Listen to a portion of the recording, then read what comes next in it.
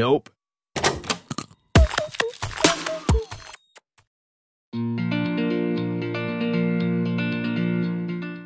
국어학원이랑 논술학원이랑 정확하게 차이가 뭐예요? 국어랑 논술에 대해서 궁금해하시는 경우가 좀 많은데, 국어 같은 경우에는 내신? 그렇죠. 내신 중심의 어떤 학원이라고 보시면 되고, 논술 같은 경우에는 저희가 이제 읽기를 시작을 해서 읽기를 바탕으로 우리 학생들이 이제 문제 해결 능력을 어떻게 키워갈 것인가를 옆에서 같이 키워가는 학원이라고 보시면 더 좋을 것 같아요. 안 크면 어떡해요? 네, 저희가 고민 중에 하나죠. 네. 네, 우리 애가 이제 만약에 학원을 다녔는데, 특히 뭐 논술 학원을 보냈는데 별로 표시가 안 난다. 네. 근데 이제 그건 기간을 좀 보셔야 돼요. 아이가 이제 다닌 지 한 달 됐다, 두 달 됐다, 석 달 됐다, 혹은 6개월, 1년쯤 다녔는데 안 바뀐다. 솔직하게 말씀드리고 이제 학원을 학원을 이제 바꾸는 거라 고민해 보셔야죠. 왜냐하면 선생님이랑 학생이랑 호흡이 되게 중요해요. 그래서 이제 선생님이 학생이 책을 얼마나 읽어왔고 그 책을 얼마만큼 소화하고 있는지를 좀 확인을 해야 되거든요. 근데 뭐 사실 어떻습니까, 선생님? 그러니까 국어학원과 논술학원은 그건 목적이 달라요. 누군가 뭔가 잘 하려면은 그 아이의 그릇이 커야 되고 그 그릇 안에 내용이 풍부해야 돼요. 그러니까 논술학원은 그릇을 키우는 거, 국어학원은 내용을 채우는 거예요. 그러니까 어떤 아이가 어디 막혔을 때 그 아이가 이미 한계가 왔을 수도 있어요. 자기가 이해할 수 있는 능력, 그 다음에 어떤 친구는 잘 할 수 있는 친구인데 공부를 안 해요. 아는 게 없어요. 그러니까 둘 다 결과물은 똑같아요. 100점 만점에 70점, 60점. 근데 완전 다르죠, 이유가. 이 친구는 그릇이 안 된 거예요. 이 친구는 온 거예요. 부모들은 자기가 다 그릇이 된다고 생각하거든요. 그렇죠, 그렇죠. 그렇죠. 초등학교는 99%가 그래도 우리 아이는 잘해요. 어머니께서 말씀하세요. 항상. 네. 중학교는 한 85% 되는 것 같아요. 잘한다고 생각해요. 네. 근데 고1 되자마자 이게 한 40%로 줄어들어요. 고2 되면은 10%가 안 돼요. 고3 되면 고3 되면 이제 현실적으로 되면서 겸손해지시죠. 서울은 갈 수 있을까요? 네. 네. 또 바뀌십니다. 제가 생각하기에 저 이제 초등학교 학생도 있고 중학생도 있잖아요. 초등학교 때 시험을 안 보니까 제 생각에는 논술학원이 왠지 맞을 것 같고, 중학교 되면 이제 2학년 때부터 시험을 보니까 왠지 느낌에 국어학원이 좀 더 맞지 않나 이런 생각이 들거든요. 이런 생각에 대해서 어떻게 생각하세요? 아마 피하지 마시고 좀. 조금 제가 이제 좀 먼저 가볍게 하면은 그 전략은 맞는 것 같아요. 왜냐면은 그릇을 키우는 게 사실 먼저죠. 항상 양을 채우는 것보다는. 근데 그 두 개는 서로 보완을 하긴 해요. 공부하다 보면 그릇이 늘고, 그릇이 늘다 보면 내용도 차긴 차요. 근데 어디 주가 있냐는 문제인데, 제 생각에는 어릴 때 좀 더 키우고 나중에 부어놓는 게 맞다고 생각을 해요. 왜냐면 나중에 되면 붙는 게 아까 말씀하신 것처럼 표도 잘 안 나고, 이게 맞나 싶기도 하고, 당장 성적을 내야 되는데 그때는 결과가 중요하거든요. 저는 항상 얘기해요. 애들이 공부를 하면서 하나 맞고 틀리고를 되게 민감하게 생각해요. 저는 그거 되게 뭐라고 합니다. 과정이 중요한 건데 왜 그러냐. 하지만 지금이 수능이라면 네가 맞다. 항상 얘기를 합니다. 덧붙여서 이제 로드맵을 한번 짜보시면, 처음에 이제 초등학교, 중학교 때는 논술학원이 좀 더 낫죠. 사실은 고등학교 올라가서도 논술을 하면 좋은데, 왜냐하면 고등학생이 되면 이제 교육학에서 이야기하면 그때 만 15세에서 16세부터 이제 비판적 독해력이라고 하는 것이 이제 신장한다고 이야기를 하거든요. 뇌과학을 이야기하시는 분들이. 그럼 이제 보면 고등학생들이 이제 성인들이 읽어가는 어떤 비문학 지문이든 아니면 이제 현대소설이든 이런 것들을 충분히 읽어갈 수 있는 능력이 자연 발생적으로 생긴다는 거죠. 그런 측면에서 보면 고등학생 책을 읽어야 되는데, 현실적으로 보면 고등학생들이 책을 읽는 시간을 내기가 아주 힘들어요. 학교에서 보면 한두 명? 현실적으로 보면은 초등학교, 중학교 때는 논술을 다니고, 중학교 때 이제 충분한 독서와 그다음에 이제 읽기 능력을 키우고, 그걸 통해서 이제 문제 해결 능력이 있다면, 사실은 올라가서 고등학교 올라가서 공부를 할 때에 공부들을 좀 따라갈 거예요. 따라가는 상황이고, 근데 국어에서 내신이 좀 모자란 부분이 있다. 학교 앞에 이제 보통 그 학교 내신을 다 전문으로 하는 국어 학원들이 있어요.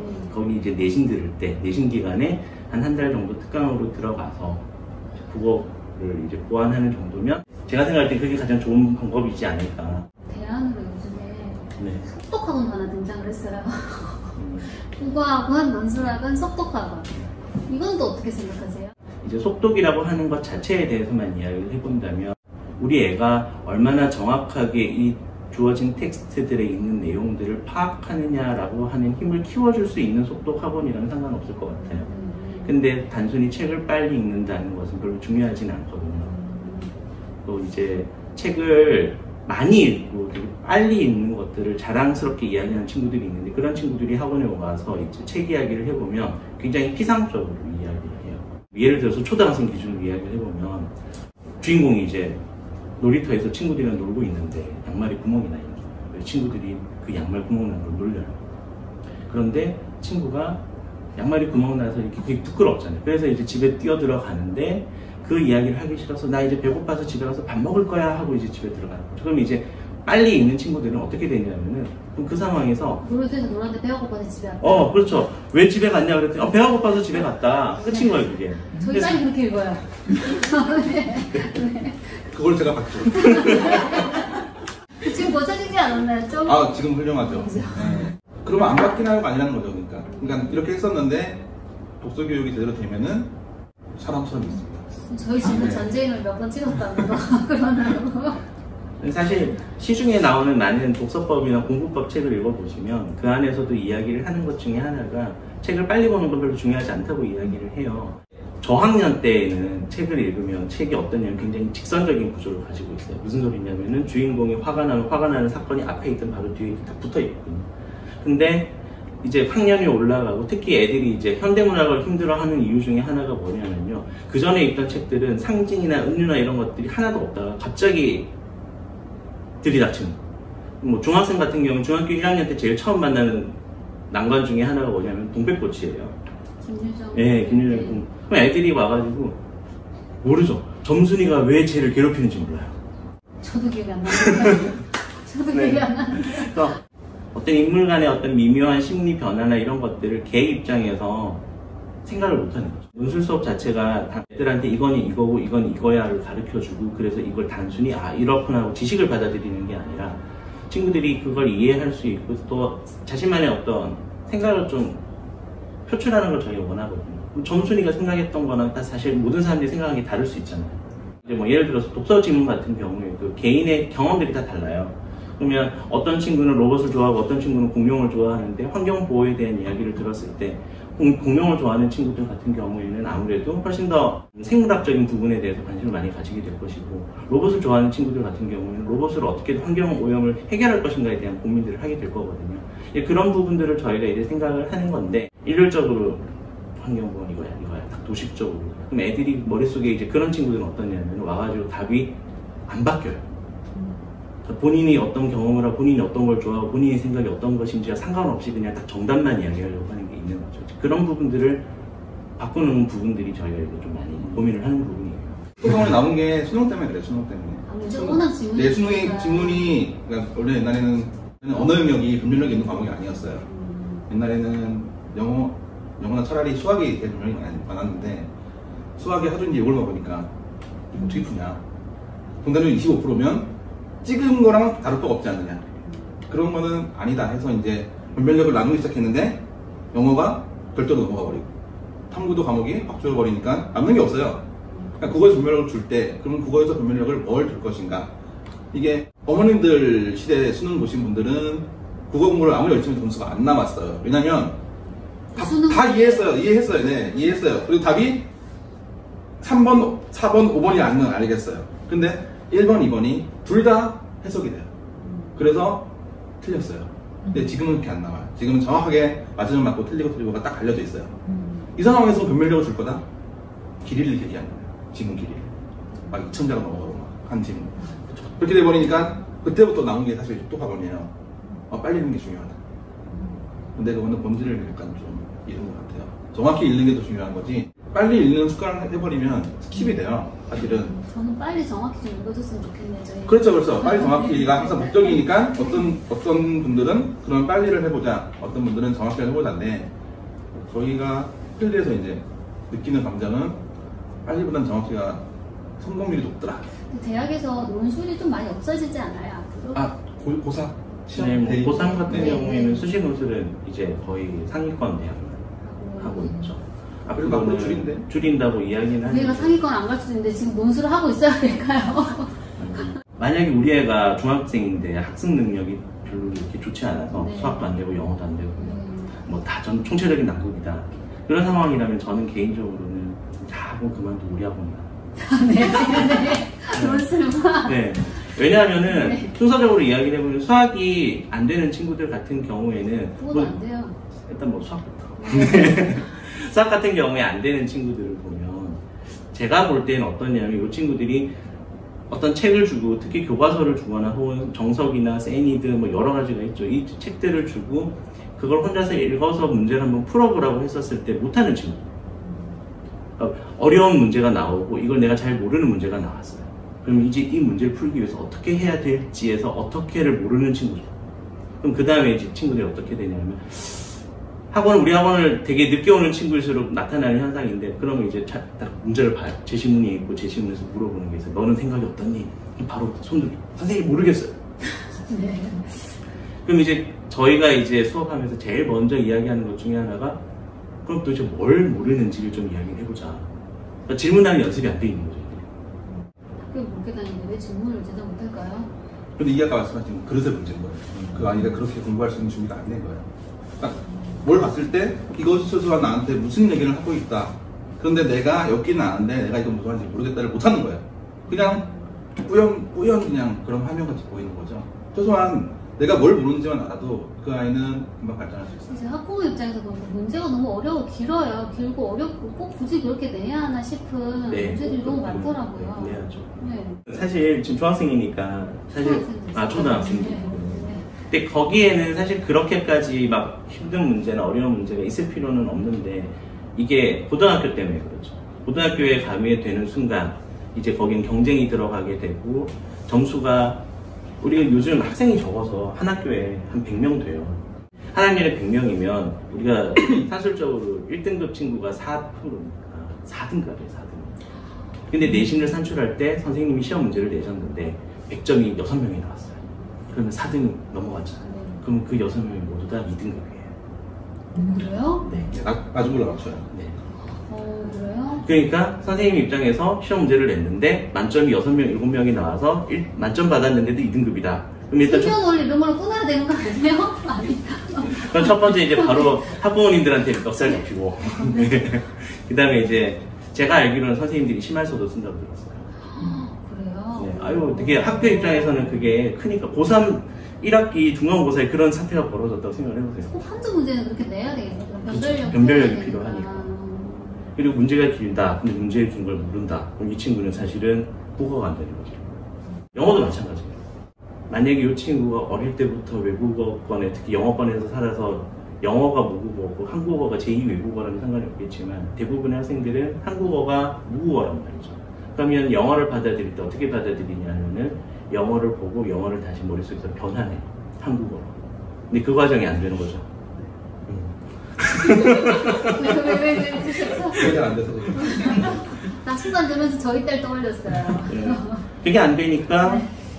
결국 또 돌아가면 국어 실력이 안 돼요. 왜냐하면 영어 문제 같은 경우에 보면 국어에서 절대 안 나오는 문제들이 나와요. 빈칸 채우기, 그 다음에 단락들 이렇게 섞어놓고 단락 순서 맞추기.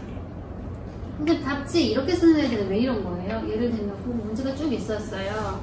다음 중 뭐 답을 고르시오. 번호를 써야 되잖아요. 답을 갖다 써요. 가로 안에다가. 이런 거는 문제를 이해 못한 건 아니잖아요. 일단 잘 봤어요. 네. 애들이 안 쓰면 안 썼지 4번을 써야 되는데 그 내용을 쓴다. 네. 그래서 선생님이 틀렸다고 했어요. 아 틀리죠. 네. 네. 그런 거는 문제를 이해를 아니요 그냥 실수한 거죠. 스스로 매번 습관인 거죠. 네. 그런 친구는 사실 좀 주의력이 좀 부족한 거죠, 사실은. 본인이 이제 겪어왔었는데 네. 이 점수 하나 틀린 게 별로 뼈 아프지 않았던 거죠, 자기한테. 고등학교 가서 한번 하고 나면 확 바뀔 거예요. 그러면은 기다려야 되겠네. 정리하자면 저학년 때는 논술학원이 좋고 나중에 어쨌든 그 내신이 중요하다 생각하면 논술을 다니면서 필요한 비문학이나 소설이나 시나 이런 거를 따로 아니요 내신은 스킬 때문에 그래요. 시험 치는 스킬이 필요해요 내신은. 그래서 그런 거 해주면 좋다. 그렇죠. 네. 그러니까 아무리 자기가 공부를 잘하고 뭘 해도 네. 스킬을 아는 것과 모르는 것은 그 효율성에 있어서 차이가 그 너무 스킬을 크기 때문에. 인간으로 키우는 건 어때요? 괜찮아요. 학교별로 선생님들 스타일, 그러니까 특히 이제 선생님이 바뀐 학교는 괜찮은데 선생님이 20년, 30년 된 학교들은 선생님 스타일이 있어요. 네. 네, 그거는 기왕 똑같은 시간을 들여서 할 거면은 좀 더 효율적으로 하는 게 1점이라도 봤는데 유리하다. 목표치가 좀 다른 부분이 있는 것 같아요. 이제 중학교 같은 경우에는 내신이 A, B, C로 나와서 90점 이상이면 똑같으니까. A예요? 네, A니까. 공부를 하면서 어떤 과목이든 100점 받는 건 되게 중요해요. 애들이 공부를 하면, 특히 중학교 내신 공부 준비할 때 저희가 이제 선생님이랑 같이 얘기하면서 맨날 항상 이제 매번 이야기하는 것 중에 하나가 뭐냐면 공부를 100점 받는 공부 좀 해봐라.